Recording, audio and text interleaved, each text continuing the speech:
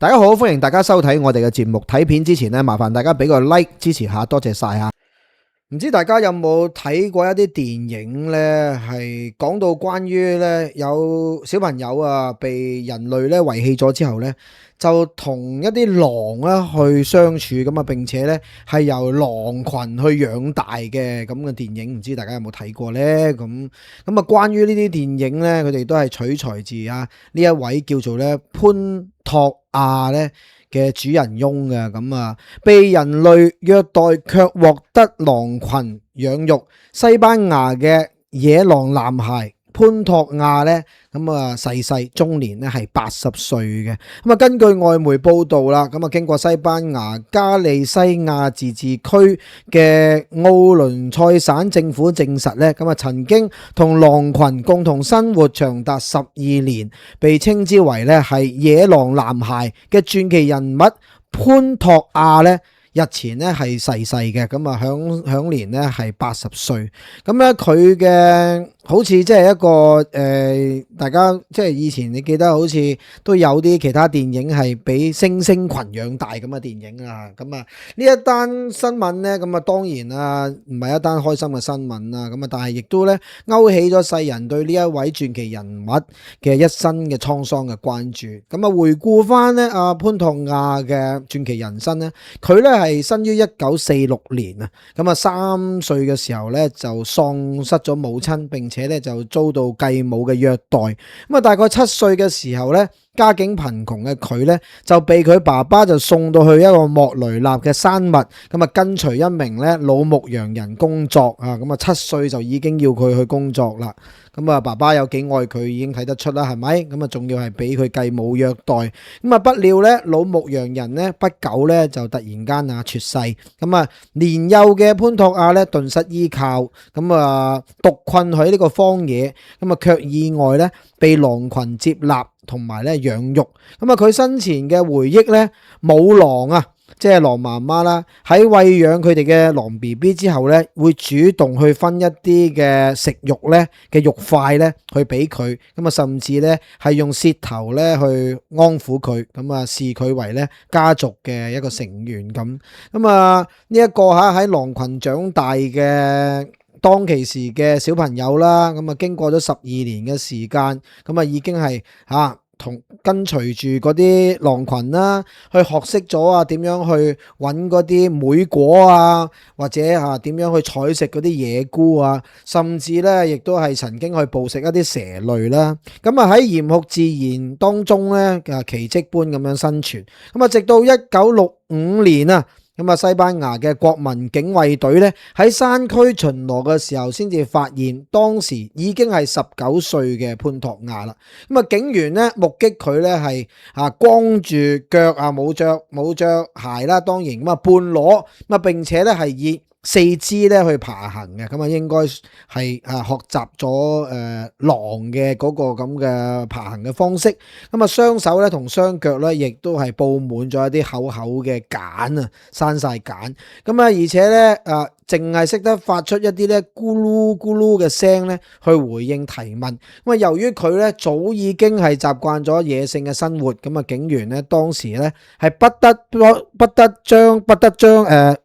不將佢去制服，並且咧係帶翻去嘅咁。咁啊重返人類社會之後咧，咁啊潘托亞咧係經歷咗極大嘅適應問題。咁啊令人唏噓嘅係咧，當佢同親生父親重逢嘅時候咧，父親係並未因為虐待同埋棄養咧受罰嘅，反而係冷淡面對親生仔仔。咁啊現代都市嘅車水馬龍啦，同埋呢個煩囂嘅噪音咧，令到佢感到相當之恐懼。咁喺職場上咧，亦都因為單純同埋善良咧，係經常受到咧同事去排擠同埋去詐騙。咁啊佢曾經坦言咧，人類經常係因為不了解咧現代嘅即係好多其他嘅人類講緊，因為佢去唔了解現代嘅政治同埋體育咧，而去嘲笑佢。咁啊，人類嘅社會嘅複雜咧，同埋冷酷咧，令到佢無所適從，比起人類咧，佢更加深愛住野生嘅動物，但係好可惜啦，佢已經俾人類帶翻去現實嘅世界，咁啊，當其時已經放棄咗一個野生嘅生活啦。咁去到晚年嘅時候咧，潘托亞係曾經嘗試重返翻去山林嗰度咧，尋找昔日嘅狼群，但係因為身上已經帶有人類嘅氣味同埋香水味，咁啊狼群咧雖然會回應佢個呼喚，但係咧唔再夠膽去靠近啦，即係唔係當佢自己人。咁啊，對於呢個潘托亞而言咧，最快樂嘅時光永遠都係留喺嗰一片冇欺瞞嘅山林當中。佢充滿住傳奇色彩嘅一生咧，曾經係被寫成博士論文啦，咁啊更加被改編成電影去流傳於世嘅。咁啊，以我所記得啦，呢個電影咧我都揾過資料嘅。咁啊，當其時咧過往2010年上映嘅就有一套西班牙嘅電影叫做《狼群之中》啦。咁啊，亦都係咧用呢一個故事咧作為藍本，咁啊亦都係講述咧佢係被呢個父親主人，即係呢個主角被呢個父親咧去賣咗俾牧羊人之後咧，咁啊喺呢一個嘅喺呢個莫雷納嘅山脈咧，同呢個狼群生活咗多年嘅故事，咁啊後來亦都係被帶回去人類嘅社會嘅過程，咁啊。主人即係呢位主角咧，亦都係有參與拍攝，並且擔任顧問嘅。咁啊，並且喺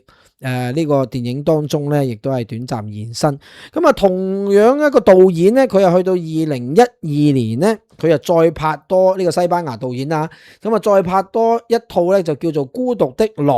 咁咧，佢咧。拍完嗰一套頭先嘅《狼群之中》之後咧，又花咗幾年嘅時間去拍攝咧呢一部嘅《孤獨的狼》嘅係紀錄片嚟嘅。咁啊，今次咧佢又訪問埋呢個嘅主角啦，咁啊講下佢喺日後即係回歸翻人類嘅社會之後嘅生活嘅適應嘅困難啦，同埋過去咧佢喺狼群嘅生活咧有啲咩睇法咁樣樣嘅。咁呢部電影都幾值得睇嘅。咁啊〜呢一單嘢咧就令到我就回憶起咧喺好耐以前咧喺越南嗰度咧，其實有一個咧叫做越南版嘅泰山嘅 case 嘅。咁啊佢咧自從2歲起咧就已經隱居叢林，係成41年嘅，而且佢係唔知呢個世界有女人嘅。咁啊重返文明之後咧，8年之後咧就已經係患癌去世啦。咁啊，同大家亦都講下呢一單過去已經係成2021年嘅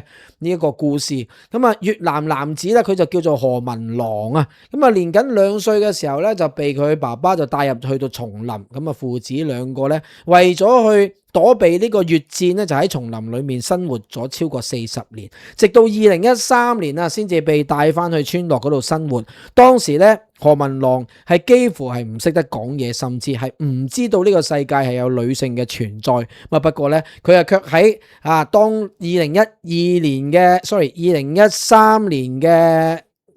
時間，2021年嘅時間咧，佢咧就不幸咧就因為肝癌病逝，咁享年52歲。咁何文郎嘅父親咧叫做何慶雲咁啊50年前咧就親眼目睹咧佢個母親同埋2名嘅仔仔咧被炸死咗。咁啊所以咧就帶住妻子同埋年僅2歲嘅三仔何文郎咧，同埋最細嗰個仔叫做何文提咧，就匿埋去避難。咁啊冇諗過精神咧逐漸崩潰嘅爸爸啦，何慶雲啦，竟然喺某一日咧，佢就將佢老婆打暈咗之後，就帶住佢呢個三仔就匿埋，就去到呢個越南嘅廣義省嘅深山嘅叢林裏面定居隱居咧，係長達成41年嘅時間。呢段期間咧，何慶雲咧係曾經翻嚟揾個老婆，咁啊，但係當地嘅村民咧，亦都係驚佢再次會攻擊啊，咁啊，所以就佢話佢嘅老婆同埋嘅細仔咧都已經過世啦。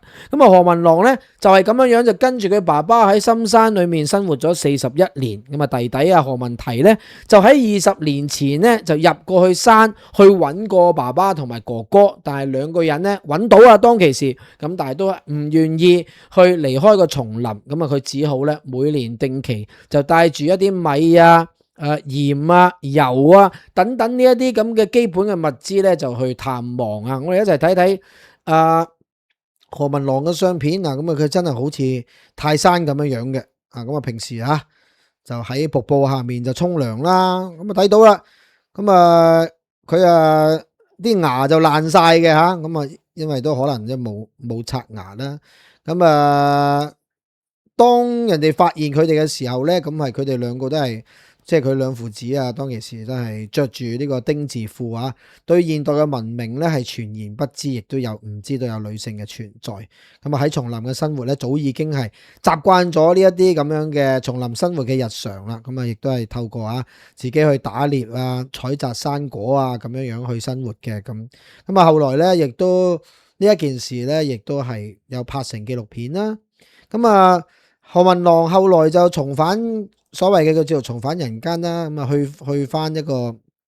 現代嗰度生活啦，亦都有好多紀錄片都有記錄過呢件事。去到2013年嘅時候咧，佢爸爸咧何慶雲咧82歲啦，已經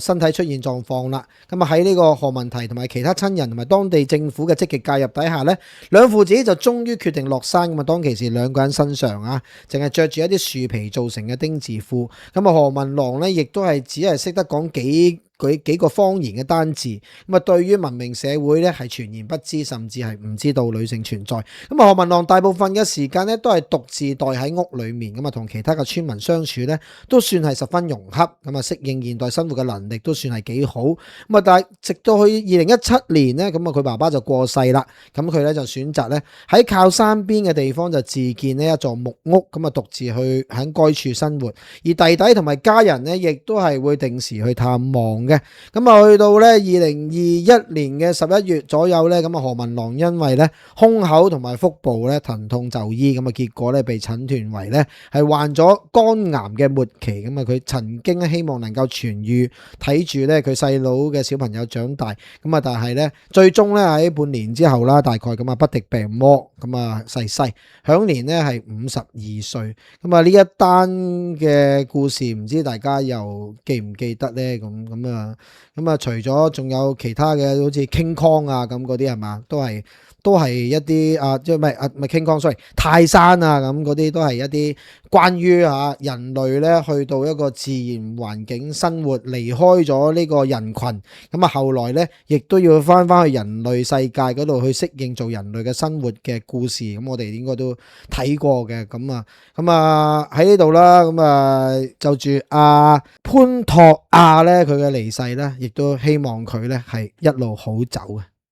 最後咧要提一提大家啦，見到片尾咧有幾格嘅畫面啦，呢啲咧都係屬於我哋其他嘅影片，有其他唔同嘅題材，大家不妨可以 click 入去睇下啦，多啲選擇或者 share 俾唔同嘅朋友。多謝你哋嘅支持，係咁先，拜拜。